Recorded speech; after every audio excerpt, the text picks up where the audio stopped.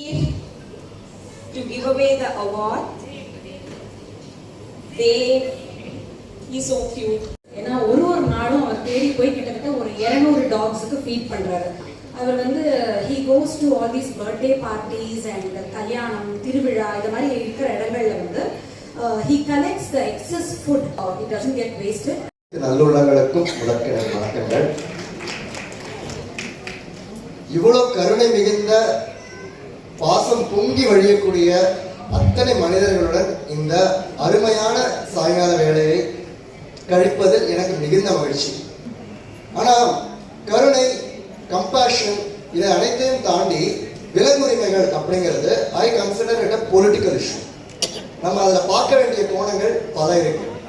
நம்ம இன்னைக்கு இருக்கக்கூடிய சமூகத்தின் பிரச்சனை என்னன்னா, விலங்குகளை மனிதர்களை விட தாழ்வாக பார்க்கக்கூடிய ஒரு படைக்கப்பட்டிருக்கு அப்படின்னு சொல்லப்பட்ட ஒரு ஆதிக்க மனப்பான்மை, ஆந்த்ரோபோசென்ட்ரிசம்.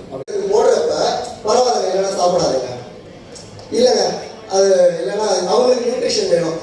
இந்த சமூகம் இன்றையில் இருந்தாவது ஆரம்பித்தால் நான் பெருமித மகிழ்ச்சி கொள்வேன். கடைசியா நான் சொல்ல விரும்புறது, நம்மளோட தனிப்பட்ட வாழ்க்கையில் விலங்குகள் கிட்டே வரக்கூடிய பொருட்களையும் சேவைகளையும் தினசரி வாழ்க்கையில, அன்றாட வாழ்க்கையில ஆதரிச்சு பழகிட்டோம். காலையில எழுச்சா பால் குடிக்காம இருக்க முடியாதுங்க, தயிர் சாப்பிடாம இருக்க முடியாதுங்க, ஐயோ நான் ருசி, குதிரை சவாரி தானே, குதிரை நல்லா பாத்துக்கிறாங்க. இந்த மாதிரி ஏதோ ஒரு வகையில் விலங்குகளை பயன்படுத்துவதை ஆதரித்துக் கொண்டு வருகிறோம். நான் சின்ன வயசுலயே இது தப்பு அப்படின்னு உணர்ந்ததுக்கு ரொம்ப அதிர்ஷ்டசாலியாக சொல்லிட்டாங்க. உங்களுக்கு சொல்ல வேண்டியது மைண்டோட அந்த விலங்குகளின் பார்வையை கருத்தில் கொண்டு அதை பத்தி படிங்க. ஒன்னா ஒரு இடத்துல கூப்பிட்டு ஒரு அவார்ட் கொடுக்கறது it's not a easy way. இவ்வளோ டஃபா இருக்கும், ஆனா இவ்வளோ பேர் மோட்டிவேட் பண்றதுன்றது. Thank you so much for Neena ma'am, the whole team, and once again thank you. But at the end of the day we are friend Dr. Priyadarshini. I have to continue my thank you. Have you finished your thank you? Yes. The hampers.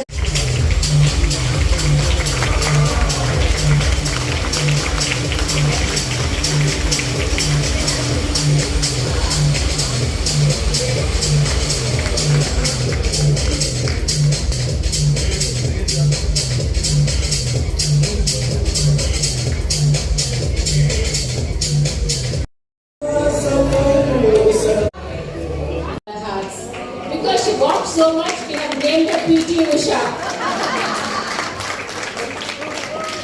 Big round of applause was cast. There were many more to come, but then mine Betty, I wanted to bring him, but then I couldn't.